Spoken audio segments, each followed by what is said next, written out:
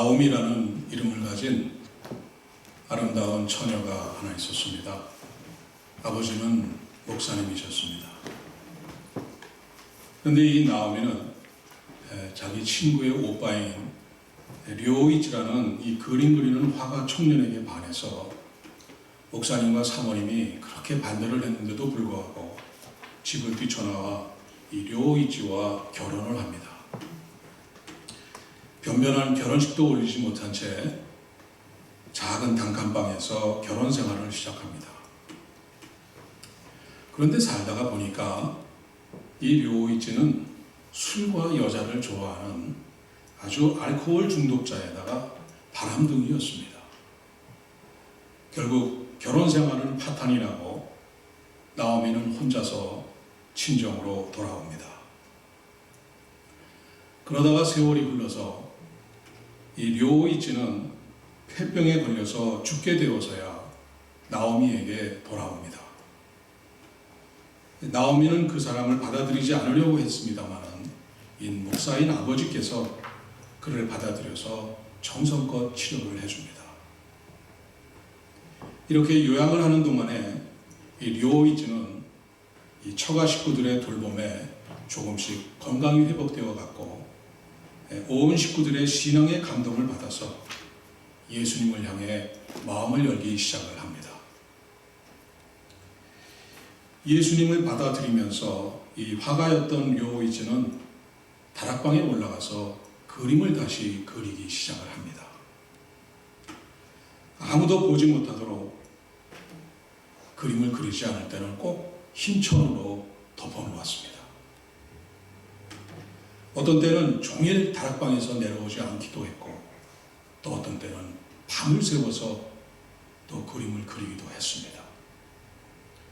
가끔씩 또 그 다락방에서 흐느끼는 듯한 울음소리도 들려올 때가 있었습니다.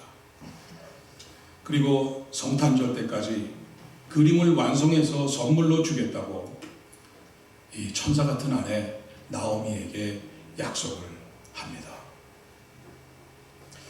성탄절이 다가오고 그림이 완성되던 어느 날, 이 료이치가 옛날에 방탕하게 지낼 때 사귀었던 여자로부터 전화가 한 통이 옵니다.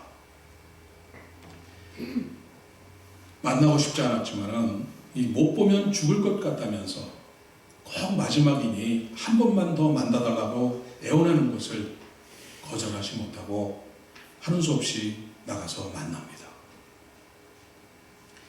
여자가 술을 권했지만은 마시지 않았습니다. 하룻밤 자고 가라고 유혹했지만 그 유혹을 거절했습니다. 그러자 여자는 몰래 술에 수면제를 타서 이 한 잔만 마시면 보내주겠다고 약속을 합니다. 그래서 수면제가 들어있는지도 모르고 받아 마신 료이치는 눈이 오는 그 추운 바람이 불고 눈보라가 몰아치는 밤에 집으로 돌아오는 길에 쏟아져 내리는 그 잠을 이기지 못하고 그만 길에 쓰러져서 얼어 죽게 됩니다. 남편의 장례를 치르고 집에 돌아온 나오미는 유품을 정리하려고 다락방으로 올라갑니다. 료이치가 완성해 놓은 그 그림에 씌워져 있는 천을 벗겼습니다. 그러자 거기에는 십자가에 달리신 예수님이 그려져 있었습니다. 그리고 십자가에 달리신 예수님의 발을 붙들고 얼굴도 들지 못하고 꿇어 엎드려 있는 남자가 한 사람 그려져 있었습니다. 그의 손등에는 예수님의 피가 한 방울씩 한 방울씩 떨어지고 있었습니다. 그 남자는 료이치였습니다. 무릎 꿇고 엎드려서 예수님의 발을 붙들고 울고 있는 청년은 분명히 료이치 자신이었습니다. 용서받을 수 없는 큰 죄인을 받아준 이 아내 나오미와 그 가족들의 사랑으로 인해서 이 예수님을 만난 이 료이치가 진정으로 십자가에 달리신 예수님을 만난 것입니다. 그 보혈의 피로 용서받고 구원을 얻은 자신의 모습을 료이치 스스로가 자신의 모습을 그린 것이었습니다.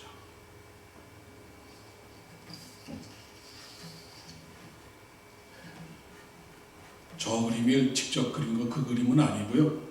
제가 최대한 비슷한 거로 한번 찾아본 것입니다. 저 그림은 빙점이라는 소설을 써서 전 세계적으로 유명한 일본의 기독교 여류 작가 미우라 아야코, 저희 한자로 보면 삼포능자라고 되어 있죠. 이 미우라 아야코 여사가 쓴 양치는 언덕이라는 책의 내용입니다. 우리는 주님이 다시 오심을 기도하며 준비하는 대강절 셋째 주일을 지나고 있습니다. 이제 2주 후면은 성탄절입니다.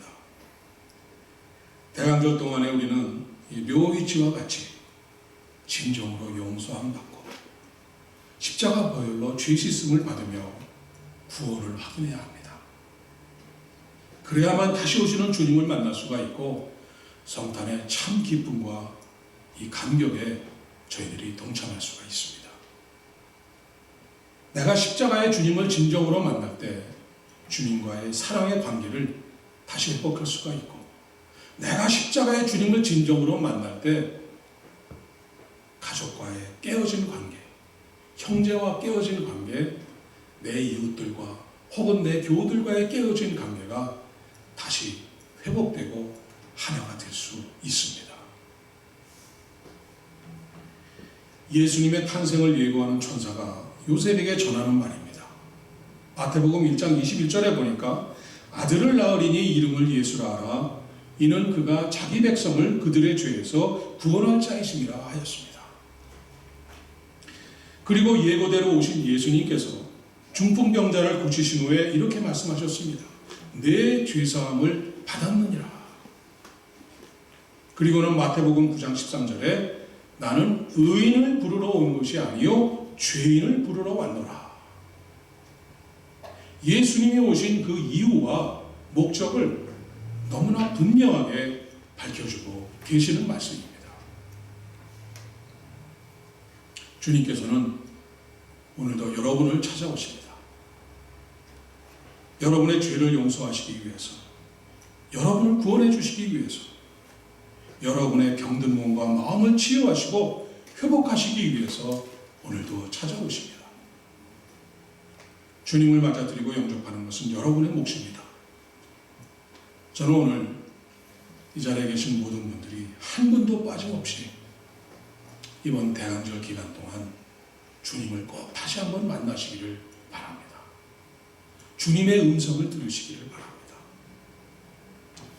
한 번도 빠짐없이 주님을 만나서 그동안에 혹이나 멀어졌던, 혹이나 소원해졌던 하나님과의 관계가 있었다면 이번에 다시 하나님과의 관계를 회복하시는 여러분들이 되시기를 주의 이름으로 축원합니다.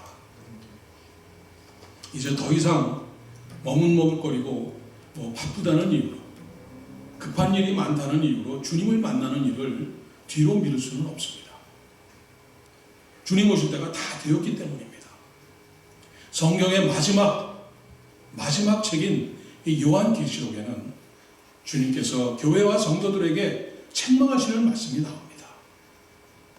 계시록 2장 4절 5절을 보니까 너를 책망할 것이 있나니 너의 처음 사랑을 버렸느니라. 그러므로 어디서 떨어졌는지를 생각하고 회개하여 처음 행위를 가지라고 하십니다. 2장 21절입니다. 내가 그에게 회개할 기회를 주었으되 자기의 음행을 회개하고자 하지 아니하는도다. 2장 23절입니다. 내가 사망으로 그의 자녀를 죽이리니 모든 교회가 나는 사람의 뜻과 마음을 살피는 자인 줄 알지라. 내가 너희 각 사람의 행위대로 갚아주리라. 3장 1절에서 2절입니다. 내가 내 행위를 나누니 내가 살았다 하는 이름은 가졌으나 죽은 자다. 마지막으로 3장 15절 16절 내가 내 행위를 아노니 내가 차지도 아니하고 뜨겁지도 아니하도다. 내가 차든지 뜨겁든지 하기를 원하노라. 내가 이같이 미지근하여 뜨겁지도 아니하고 차지도 아니하니 내 입에서 너를 토하여 버리리라. 다시 오시는 주님께서 사도 요한에게 분명하게 보여주시고 전하신 말씀입니다. 이러한 사랑의 권고와 책망을 듣고 순종하는 자에게는 다시 한번 용서하시고 우리를 만나주시고 우리를 받아주시고 회복시켜 주십니다. 그러나 처음 사랑을 회복하지 못하는 자, 회개치 아니하는 자, 살았다 하는 이름은 가졌으나 영이 죽어있는 자, 뜨겁지도 차갑지도 아니한 미지근한 자들은 행위대로 갚아주시고 토하여 버리신다는 너무나 무서운 이 경고의 말씀을 저희들에게 지금 주고 계신 것입니다. 주님은 오늘도 여러분을 찾아오십니다. 한없는 사랑과 끝없는 용서와 긍휼과 자비를 갖고 여러분을 찾아오십니다. 또 한 번의 기회를 주십니다. 또 한 번의 성탄을 여러분에게 허락해 주십니다. 주님이 찾아오셔서 문을 두드리실 때 열어주시기 바랍니다. 주님이 찾아오셔서 주님의 손을 내밀어 주실 때 그 손을 잡아주시기 바랍니다. 두려워하거나 걱정할 필요가 없으십니다. 내가 너무나 그동안에 죄가 많은데 주님이 어떻게 나를 대하실까? 염려하지 마십시오. 주님께서는 여러분들이 얼마나 연약하고 부족한지를 잘 아십니다. 주님은 바로 우리의 연약한 것을 친히 담당하시기 위해서 오시는 분이기 때문입니다.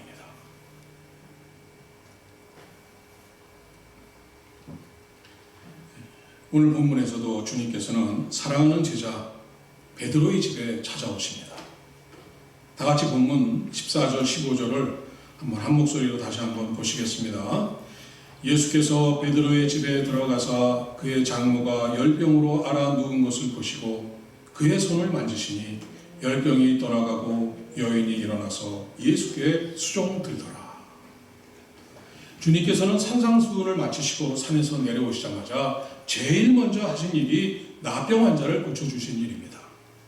그리고 나서는 가버나움으로 가셔서 백부장의 놀라운 믿음을 보시고 아주 극찬을 하십니다. 내가 이러한 믿음을 전 이스라엘에서 보지 못하였노라. 내 믿음대로 될지어다 하는 놀라운 이 말씀을 주셔서 그 백부장의 하인을 보시지도 않고 말씀 한마디로 고쳐주십니다. 그리고 이제 베드로의 집에 찾아오셨습니다. 그리고는 열병으로 앓아 누워있는 베드로 장모의 손을 친히 만져주시면서 즉시 열병이 떠나도록 고쳐주셨습니다. 그랬더니 장모가 바로 일어나서 예수님께 수종드는 내용이 오늘의 본문입니다. 오늘 본문에서 첫 번째 묵상하고자 하는 것은 이 주님의 태도입니다. 주님은 사랑하는 제자의 집에 들어오셔서 둘러보시다가 침상에 누워있는 베드로 장모를 발견하고는 주님 스스로 장모에게 다가오십니다.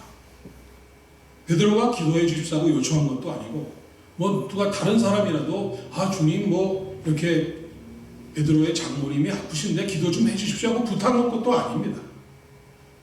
주님께서 바로 알아보시고는 서슴없이 그 장모에게 향해서 다가오셔서 그 손을 만져주시면서 치유해 주신 것입니다. 바로 여기서 주님께서는 그 사랑하시는 자, 그 사랑하는 제자와 주님의 자녀된 자들의 이 가족들까지도 극진히 사랑하시면서 그들의 죄나 질병에 얽매여 고통 속에 있는 것을 참지 못하시고 그대로 보고 지나가시지 못하시는 분이라는 것입니다.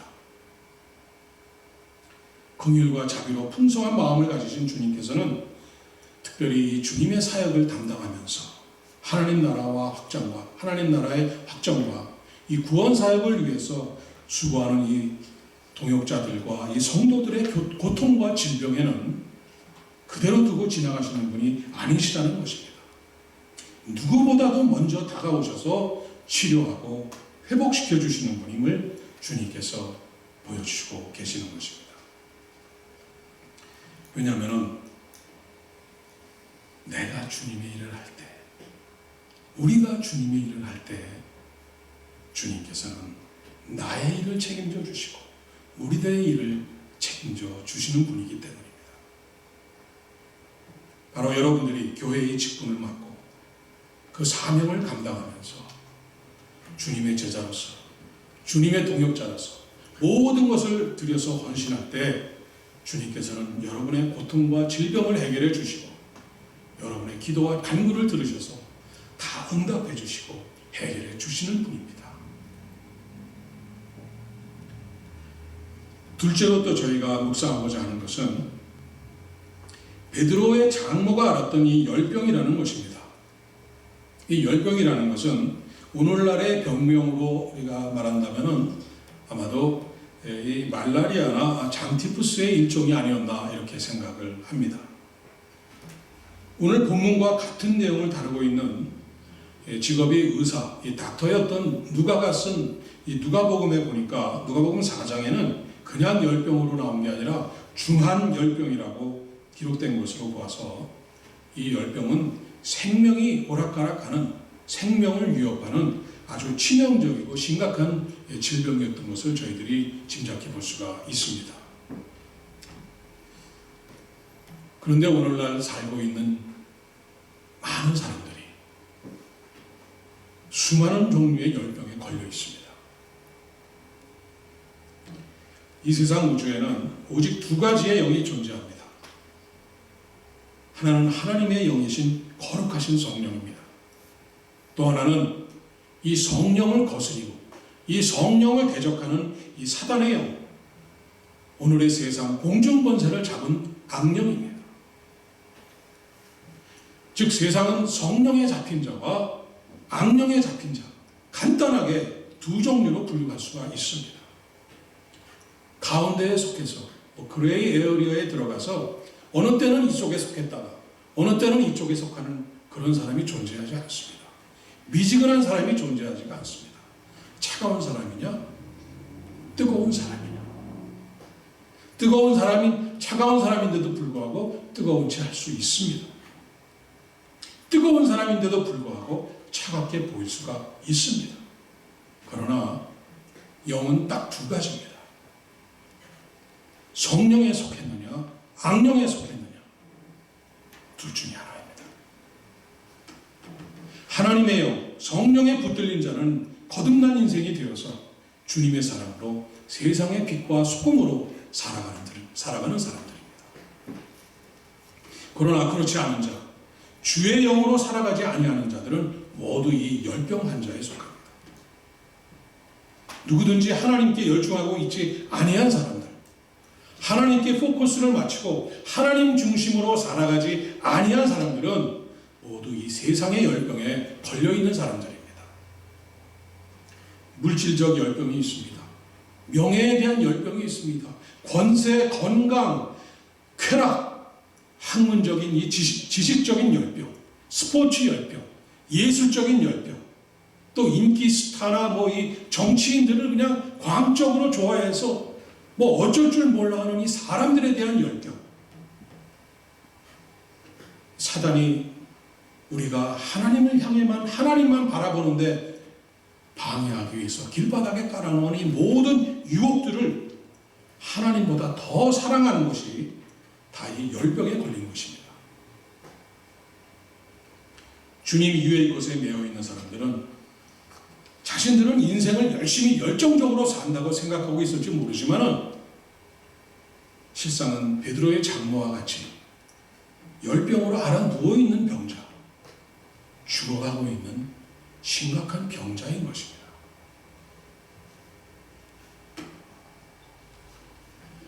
세 번째 묵상하고자 하는 것은 베드로의 장모가 열병에 떠나가자 바로 자리에서 일어나서 예수님께 수종을 들은 것입니다.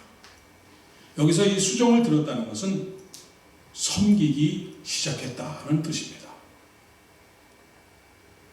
중환병으로 죽어가던 사람이 즉시로 치유함을 받고는 고쳐주신 이 주님의 너무나 감사해서 도저히 이 뭐 돈으로 환산해서는 도저히 그 갚을 길이 없는 큰 은혜를 입었으니까 이제 기꺼이 하는 마음, 자원하는 마음으로 이렇게 나서서 주님을 섬기기 시작했다는 것입니다.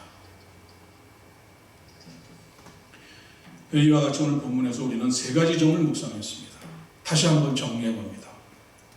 첫째는 주님은 사랑하는 제자와 자녀들을, 주님의 자녀들을 오늘도 찾아오신다는 것입니다.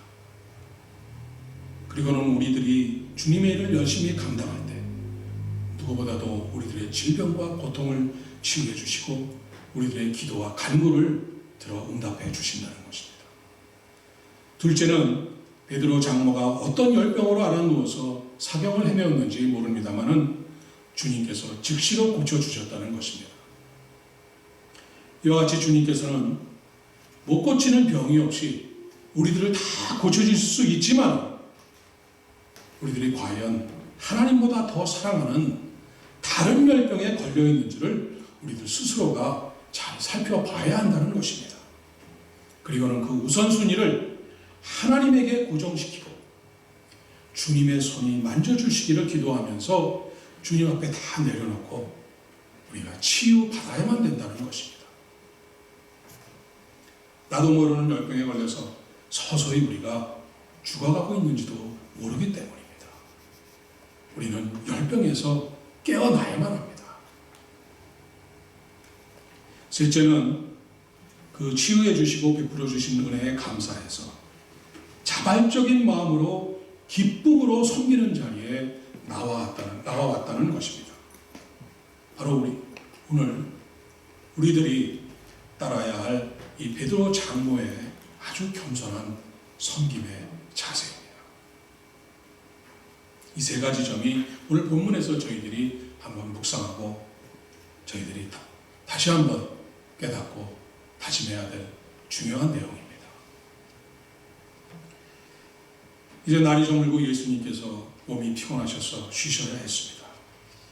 그런데 나병 환자를 고치시고 또 백부장의 하인 중풍병자를 고쳐주시고 베드로의 장로가 즉시 나았다는 소문이 퍼져나가자 많은 사람들이 이 귀신 들린 사람들과 병자들을 데리고 주님을 찾아왔습니다. 그렇지만 주님께서는 단 한 사람도 그냥 돌려보내지 않으셨습니다. 말씀으로 명령하여서 귀신들을 다 쫓아내셨습니다. 병든 자들을 한 사람 한 사람 일일이 다 고쳐주셨습니다. 잠 한숨 못 주무시고 새벽동이 환하게 터올 때까지 한 사람의 병자도 남기지 않고 다 고쳐주셨습니다.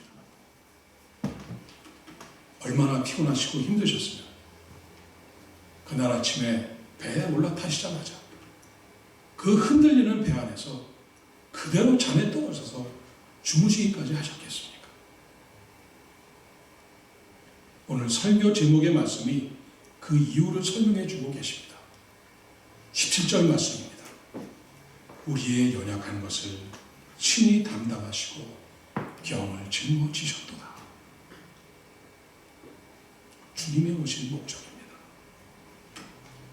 연약하고 부족한 우리 인생을 아시는 주님께서 우리의 연약함과 질병을 대신 짊어지시려고 우리를 찾아주신 것입니다. 당신은 잠시 눈도 못 붙이는 고생을 하시더라도 단 한 사람도 외면치 않으시고 다 고쳐주시고 우리들의 짐을 짊어지시려고 주님께서 오신 것입니다. 사랑하는 여러분, 주님은 이런 분이십니다. 여러분이 성탄절을 바라보면서 간절히 주님을 맞을 이 준비 대강절을 지나면서 정말 주님을 진심으로 만나시기를 바랍니다. 뇨이지와 같이 주님을 만나서 죄사함을 얻고 용서를 받고 구원의 감격의 이 확신을 다시 한번 확인하시기 바랍니다. 베드로의 장로와 같이 이 모든 질병과 죽을 열병에서 즉시 치유받고 일어나시기를 바랍니다. 그리고 기쁨과 감사함으로 기꺼이 섬김의 자리로 나오셔서 다시 오시는 주님을 친히 섬기는 이런 감격과 감동을 누리시는 여러분이 되시기를 간절히 축원드립니다. 기도하겠습니다. 우리의 연약한 것을 친히 담당하시고 우리의 병을 짊어지시기 위해 오신 주님, 우리들의 부족하고 연약한 것을 다 내려놓습니다. 아버지 하나님 앞에 다 내려놓습니다. 저희들의 부족한 죄를 다 용서해 주시고 십자가 보혈로 깨끗게 씻어 주옵소서. 다시 오시는 주님을 직접 맞고 섬기기에 부족함이 없도록 온전케 해 주시옵소서. 성결과 거룩을 회복하면서 기도와 찬양의 자리로 나아가는 가운데 감사와 감격과 기쁨으로 성탄을 맞는 우리 모두가 되게 하여 주옵소서. 주님을 만남을 통해서 믿음과 소망과 사랑을 회복하게 하여 주옵소서. 예수님의 이름으로 기도드립니다. 아멘.